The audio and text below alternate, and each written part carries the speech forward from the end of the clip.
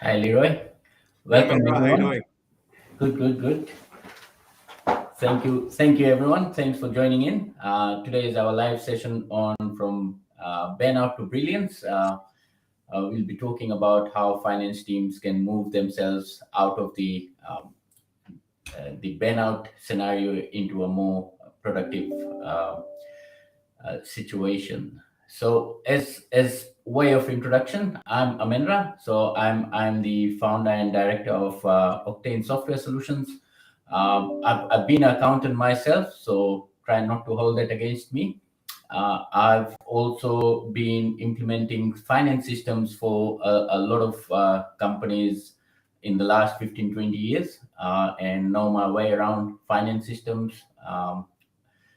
What Octane does is implement and provide support and services to the finance teams in their mostly automation, financial close systems, budgeting, forecasting, and things like that. I'll Leroy, I'll hand over to you to do a quick introduction before I jump into Sure. what we do a bit more. Absolutely. No, thanks, Amendra. So, my name's Leroy Daniel. I have been with Blackline for about 5 years now. And during my time at Blackline, I have helped develop the commercial business across Australia and New Zealand. So, I am the commercial business sales lead here. Um, and prior to Blackline, I have spent a decade selling analytical solutions. So have a lot of experience in terms of how the data processes work and how to have strategic conversations with finance leaders in terms of how they should be looking at Blackline and its impact on their strategy. All right, awesome. Thank you. That sounds interesting. So we go a while back. So we've done a number of projects together. So I'm hoping we bring that report to the live session here That's today. right. Just a bit more on Octane before we jump into the content for today. We mainly work with clients all over Australia. So we're based here in Sydney. Our headquarters is in Sydney, but we work with clients all over Australia, Fiji, India, Dubai, and UK. Uh, and we've got teams located and co-located with the clients doing this. So more about us later, or if you're interested, we'll talk about it at a later time. But today, what we're doing here is talking a lot more about what are the pressures on the finance team. So what's happening with the finance teams? Uh, there's been a lot of turbulence. I promised myself not to use the word COVID, but there's been a number of disruption that we faced in the last 2 years. As soon as we came out of COVID, we had Chat GTP, right? So everyone thinks that we can get our answers in 5 seconds, but that's not what's usually true. What's happening in the finance team, based on my experience working with multiple finance teams across the globe, is that two things are happening. One, the number of resources available. So the lack of resources. I don't have a single client or a single finance team in my network that is not understaffed. So everyone is understaffed and everyone is under pressure. So and they what that means is that it creates a lot of pressure on the people who are remaining. And now in this current scenario, what's also happening is the people are resigning and finding an easier job to do. So it is almost difficult to expect to have your financial controllers to work 12, 14 hours a day, month in, month out, because that's not sustainable and you will eventually have a higher turnover in staff. We've got a number of clients that once the slippery slope starts of people resigning, it doesn't stop at one. It always keeps going as the pressure builds up. So that creates a lot of turbulence because when people resign, they walk away and they walk out with the knowledge. And for a finance team that is not automated, and we are going to be talking a bit more about automation, finance teams that are not automated will rely on the knowledge that is sitting in people's mind and people's head. And when they walk out, the knowledge goes out with them. This is a very interesting graph. So what this shows is what I'm talking about is that the number of people who are leaving the accounting field is increasing and the number of people joining, so the graduates who are signing up for finance accounting degrees is decreasing year on year, and this means that the problem we're talking about is going to be even more in the coming years. So what we're seeing now is just the tip of the iceberg. It's only going to get worse. We also are looking at the numbers of sort of open roles that are advertised here in Australia and across the board. Actually, it's increasing. So most companies are unable to fill their finance role, which means they either have to lower the bar or they have to find another way of doing the same functionality. That's what I'm seeing in the market. Leroy, what's your view? How's your experience been? Yeah, so Amendra, I echo a lot of the things you've said here, because once again, we're seeing the same things when we're engaging with other finance teams across various organizations. So, see, as you mentioned, it's not news that finance teams are under pressure. They're expected to do more with pretty much the same, if not lesser, resources, right? And all of that and doing more has to be done in conjunction with what they're already doing. So, complete their daily business activities, help with analysis and decision making, while staying compliant with an ever evolving regulatory framework. So a lot of that continues to add more pressure, right? Now, if you couple this with a disengaged workforce that is likely to leave the organization due to various reasons, which you've already stated, it becomes increasingly challenging to backfill and recruit for new finance positions for a few reasons, right? So, first, as you mentioned, there's a high cost of resources in the market. There's a smaller resource pool as well. So, when you say the smaller resource pool, you're looking for specialized skills. And there seems to be a decline in the influx of resources that was previously there. So, how does that all balance out? And then perhaps, like, you require resources today that have a much broader skill set. Instead of just number crunches, you're looking for an individual that has sort of analytical skills, report skills, like, presentation and soft skills, and a whole bunch of sort of skills around that. So it's difficult to find that now. Obviously, the other hot topic is, like, return back to the office, and, like, finance staff having evolved their lifestyle to work from home and have those hybrid models. How many organizations are sort of helping them with that? So those are some of the elements that we see that, okay, are influencing decisions for finance team members in terms of how they're going to stay on with the organization and continue to contribute. Now, if you take into account new recruits, it takes about 3 to 6 months to hire someone, right? And then another 3 to 6 months till they're effective in their job. So net, it takes about 6 to 12 months till they're effective in their job and they're contributing towards what are your project outcomes. So in the meantime, it's the existing finance team that has to deal with the growing work pressure while still managing stakeholder expectations.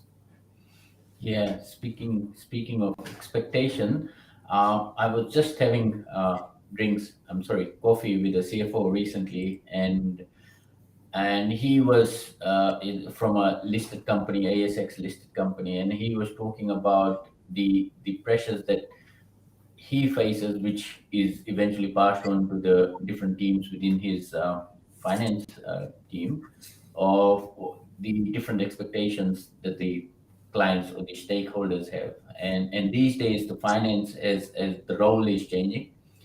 What he was talking about was that today's accountants or today's finance professionals have to be beyond the numbers, right? So they have to look beyond the numbers. They have to be able to have presentation skills. They need to be able to manage the stakeholders. They need to be able to do storytelling, and storytelling seems to be a hot topic at the moment. And we always say numbers tell the best stories, right? But to put it in a way and form that allows for insights to infuse through the organization, because we are doing decision support, we are doing compliance, we are doing regulatory stuff. So there's a lot of different pressures, and obviously, when you don't have a systemized way of looking at it or systemized way of doing things, you'll always have disruption. So you'll always get a agent email to do something, to turn around something quickly. You'll have an email asking for something. What we tend to discount is the stop start as well sometimes. So that's also an interesting way to look at it, as to what happens in a day in the life of an accountant, right? um, what sort of stakeholder or sort of what sort of pressures you see on the finance team from the stakeholder expectation? Have you seen the expectation on the finance teams evolve and change over the years? Um, yes, actually, and once again, it's more it aligns with the theme around what we've discussed earlier around the fact that finance team members are expected to do more, right? So, over the years that I've been with Blackline, my engagement has primarily been with finance teams, like finance and accountants and finance managers, controllers, so CFOs, so on and so forth, right? By and large, I see this group as being very calm and pragmatic, especially when it comes to stressful situations. And they tend to use data to help rationalize their decisions. Now, while they may have worked through at least one recession or numerous peaks and troughs of what would be a company's business cycle, I don't believe they are exposed to the bigger economic, business, and geopolitical challenges that we're seeing today. So, for example, if you were to consider the Ukraine war that's happening, the global supply chain issues, or even like what we see, the sort of elements around our local economy, a lot of that has now sort of put cost pressures on households as well. But I believe the implications on businesses are just as profound, right? And there are obviously fears that the rising operating costs and a possible recession could tip many companies into bankruptcy. And we've already seen many local Australian businesses in the past year that have had that experience. So, in all of this, I think the points to reflect around is that what does all of this mean for finance and accounting departments and their employees? And when you consider business partners like ourselves and yourselves in Octane, like how can we partner with them? How can they FNA teams help steer their companies through the most difficult economic times, right? And really, can technology help? Is it really the driver? It's more about distilling what that thought process looks like. So you don't want to automate for the sake of automating, but really, what is the real business value to an organization? So it's during this times of uncertainty that I believe that CFOs and those that report into them could actually face greater stress in making the right financial decision. So, what I've noticed is that company leaders globally will be carefully considering how their organizations can actually respond, remain competitive and agile, and still stay resilient during these challenging times, right? And in this environment, it is likely that the greater emphasis will be placed on strategic insights that the F&A teams can actually offer to the business. Yeah, no, that's correct. Recently, looking at a Gartner research, which interviewed around 1,000 accountants, and what's the single most pressure that you're feeling at the moment? And 73% of the respondents said that pressure on finance to be faster, to deliver quicker, to do things quicker. And in all honesty, looking and sitting where we sit, you cannot be faster if you are doing the same thing which you did last month and you don't have any automation around it. So the what we also see is that the month end grind, and then to be totally honest, that's the reason I left the field of accounting, is that it was absolutely mind-numbingly boring to go through the same month-end cycle that you used to do, the same grappling of the Excel, the mapping, the reconciliation, and all that. So that's a mind-numbingly boring thing.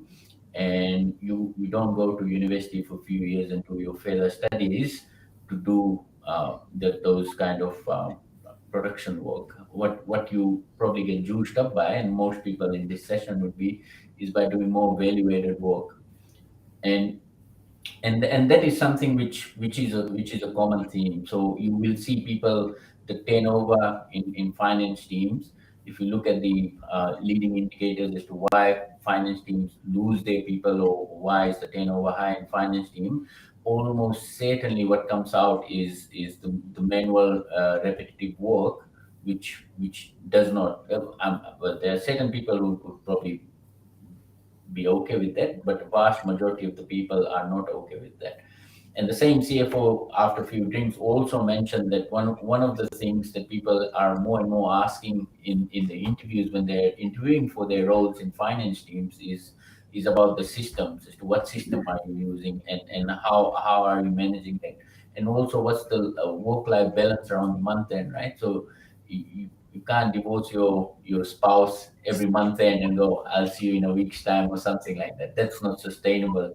So things like that are happening, and people are stuck in those kind of roles. And in the current climate, they can move roles. So we've got a number of clients that we deal with in Fiji as well. So the level of migration is very high. So there's always greener pastures for the people. So finance leaders do know that, do realize that these pressures are not sustainable, and they have to evolve, they have to change. So if you are stuck as a finance team in the 90s, some are even in the 80s, as to how they do things, it's going to give. So you will face that constant uphill battle, and it will be a slippery slope, right? Because two things will happen. One is that the pressure from the stakeholders is not going to diminish. So what you just talked about is how the stakeholder pressure has been increasing, and it's only going to get even bigger. So that's going to keep on increasing. And if you don't have your team juiced up and doing things in a more automated way, that's going to create a lot of issues within your finance team. So how does that bring about the topic of building capacity? So what do we do about that, Leroy? Like, what are your thoughts on that? Because that's why we're here. That's what most people on the session would want to know, right? We all, probably everyone knows and is acutely aware of the problems, but Yeah. more, let's talk about the solutions now. Yeah, absolutely. So I think when you talk about like the overall thing issue around capacity, I think that the first thing to get started with is consider two things. Like what is your finance and accounting team doing today, and what would you rather have them been doing, right? So so two things would be happening. One, either all the work is getting done, that is, they're doing all the operational workloads, but nothing of value is really being delivered to the company, right? So back to your point that, hey, we want you to do more, but what are the technologies made available to us? Nah. So it's pretty much doing the same mundane task over and over again. But let's say we try to strike a balance and we try to do some of the BAU work, but not all of it. And there's an element where we might consider, all right, we'll do some value added work as we go along. But because you're not doing all the BAU work, you're essentially not completing what are the operational necessities. And as a result of that, you're exposing your organization to risk. So it's about striking that balance there, right? So essentially, when you look at Blackline and what we're here to solve for, is that finance and accounting professionals don't know that they have a problem that exists because they've been doing things the way they've always been done in spreadsheets, right? But when it comes to month-end close process, now with Blackline, there's an opportunity to standardize, streamline, and automate your processes, right? So what we've been able to see that we can reduce the time spent to close by 50 to 70% right out of the gate, right? And then as you build more operational efficiencies, sort of tack on and build and automate more of your processes, that can go into the high 90s. So essentially, that's time and capacity that teams get back for more value added work, right? And furthermore, you also have to take into consideration what are the control frameworks that you need to have in place. There's a growing need in having improved governance because there's more regulatory laws coming through. So how do you stay on top of that, right? So making sure that when certain activities are being carried out as part of month end, uh, everything is being done in conjunction with what would be your policies and procedures. So you don't have two accountants doing the same reconciliation two different ways, right? There's a way to standardize those processes, and you can. And not only that, you mentioned this the fact about people leaving the organization. That's an absolute brain drain, right? So how do you preserve the knowledge that has been developed? So this is an opportunity where you can keep on incorporating that knowledge base into what would be a reconciliation process. So that IP stays with the company, right? And because Blackline can take care of those two key elements, which is about 80%, safely 70 to 80% of your team's workload, that's capacity you get back to your team.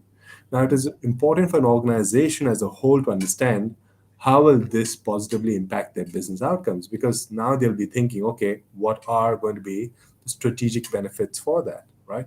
Are we going to focus on M&A activity? Are we going to focus on the ERP upgrade? Are we going to focus on growing geographically, right? So there are many elements you want to do, and you want finance to partner with you so they can provide you the insights to make an informed decision, right? So what we do in that manner is deliver confident financials.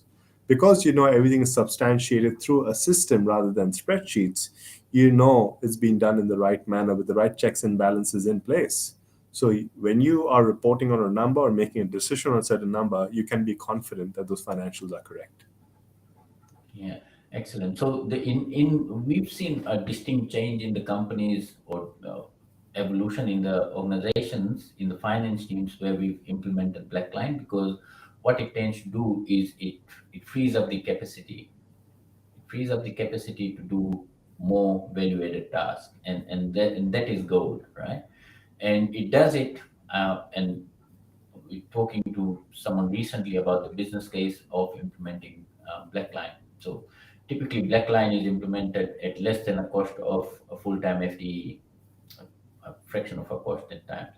So what that basically means is that you have a staff on your team that will go through and do all your process work and do all your manual substantiation that you currently do, grappling with the Excel reconciliations that you do, the workflows, the millions of emails that fly around at the month end around, has this been done? Who's doing this? Oh, somebody's on holiday. How do we manage that? All that is now taken out of emails, Excel spreadsheets, and onto a platform that you can now look at it from the top or from the side and actually work on the platform to be able to do that. So it really transforms, and it works with all the systems. And what the best thing that it does is it allows for the visibility to be there. So when you go into a meeting, your finance meeting, your weekly, daily stand-ups, whatever you might have as a rhythm, you don't have to ask for updates and all that. You simply put up a dashboard which says, this is where we are, this is who's doing what, and these are the things that are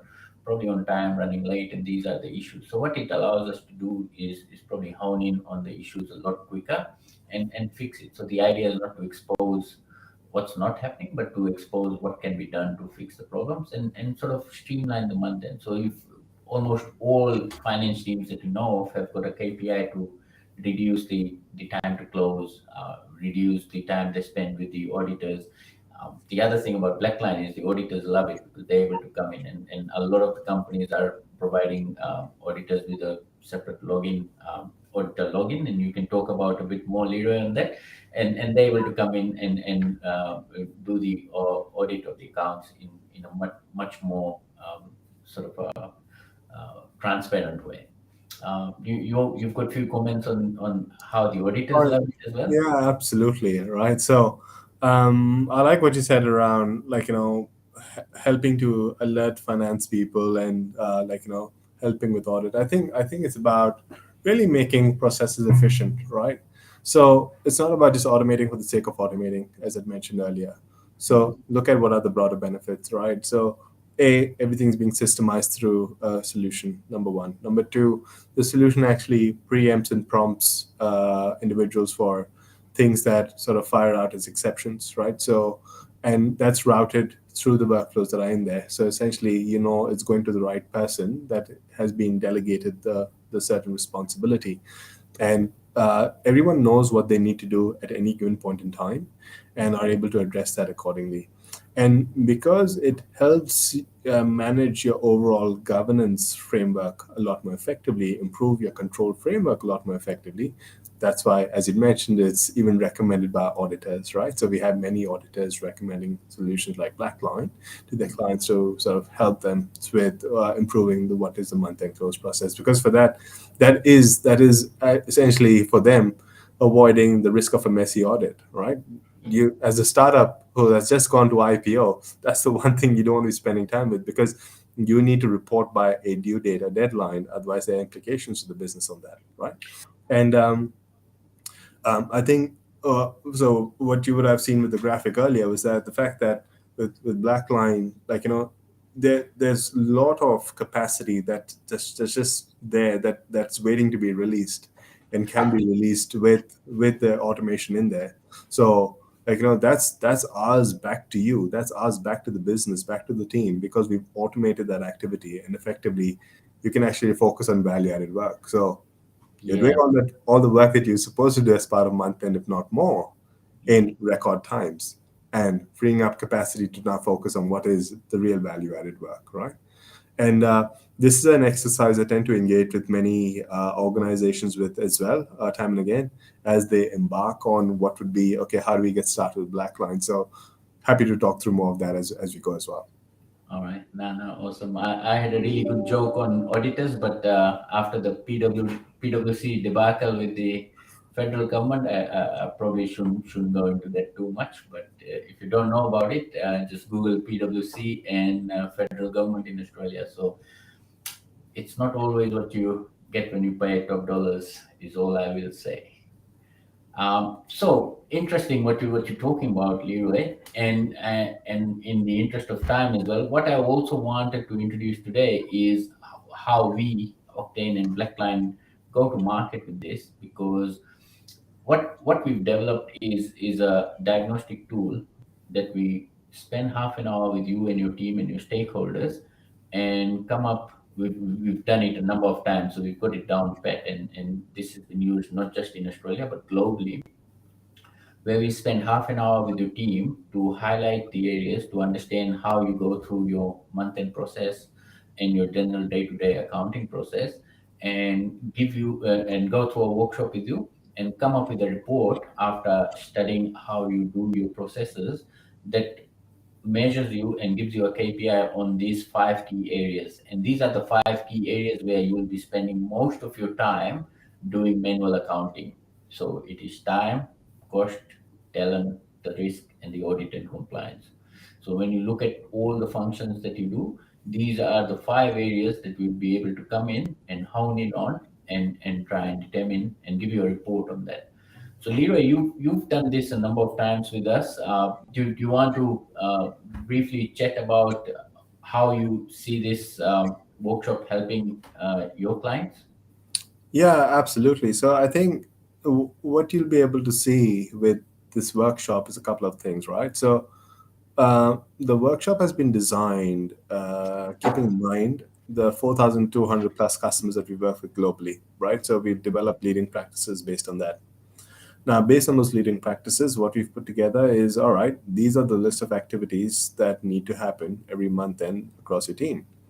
Now, in speaking with finance organizations, many times they are immediately able to relate with those activities. Oh, yeah, we're doing all of that. Sometimes a few finance teams actually say, hey, Leroy, there's certain things on us that we're not even doing. So that's an even more eye opening experience for us. But what you'll be able to quickly see as a result of that is that we'll actually help you tabulate right there and then that this is the time being spent across all those different activities. Once automated through Blackline, how much of these activities will be fully, partially, or not even automate, right? Mm. So you'll get a real live view in terms of okay, what are the percentage savings, right? Effectively, savings that you are focused on repurposing and improving the output to the overall business. And that in many ways helps the business to essentially stack a business case for approvals. And okay, it makes rational sense to proceed with an investment like Blackline. Yeah. Yeah, now one of the key things that we found interesting, or the feedback from the teams that we did the workshop with and gave them the report, is finance team has is been really good in going and shining torch in other departments as to how you're operating, how you're running, where your inefficiencies are, and it's really refreshing and exciting to shine the torch back on yourself and go, shit, how are we doing, right? How are we operating? So that's interesting. So we'll send some details to everyone on the workshop and how to register. Obviously, there are limited spots because it's something that we um, uh, do. So we've got only limited spots per month. But we'll send out some details, and if you find it interesting, do register, and we'll will come and shine the torch on your finance team. I think there's some questions that have come through, and we're just about on time. Can the workshop be done online over Teams and Zoom? Answer is yes. Yeah, we've done a number of this. We've been doing it throughout the lockdown periods as well. So yeah, the answer is yes. It can be done on Zoom. The next question is, this is interesting. How do finance team deal with the project when they're already under huge pressure? So there are many ways to answer this. In interest of time, all I will say is, if you keep doing what you've done last month, don't expect any changes, right? Do you have any quick feedback on this one? So that is a tricky one, but I think it's also a fair question, right? Because hey, they're already under the pump, and like how do we take on yet another project? Mm, Because we do want to get back home in time at some stage. So the thing is that once you engage, you'll be able to see how the black line projects are pretty light on. mm, They essentially see there's a bit of an investment, right? But it's not significant when it comes to other projects. Typical deployment timeframes are within 60 to 90 days. But within those 60 to 90 days, perhaps there's a week's worth of work cumulatively across an organization's resources. So yeah, most probably, like Blackline and the partner Octane will be doing the bulk of the heavy lifting. So really, like in the scheme of things, the outcome that you get on the back of that investment is a lot higher. So yeah, think of the 70 to 80% capacity that you'll get back. I think that will keep you going. yeah, yeah. Yeah, if somebody has any more questions on this, feel free to send me a message, and I'll send you more details on how we do the projects and how long it will take, what resources we require. I think we've got time for one final question. Which ERP system does Blackline work with? I know the answer, but Leroy, I'll let you answer this one. Well, so Blackline is data agnostic, right? So not just ERP systems, we can connect to any data source, data warehouses, payment gateways, you name it, right? But in terms of ERP systems, yeah, we work with pretty much all of them. With certain ERPs that are more sort of run of the mill, like your SAPs, your Oracles, NetSuite. We've got pre-built connectors as well. So essentially, it reduces the time to integrate with these systems and essentially gets your projects up faster. Awesome. All right, that's all we probably had time for. Thanks a lot, Leroy. Thanks a lot for your time. I know you are at a conference today, so hopefully you enjoy that. And thanks to everyone who tuned in, and we'll be in touch. Thank you.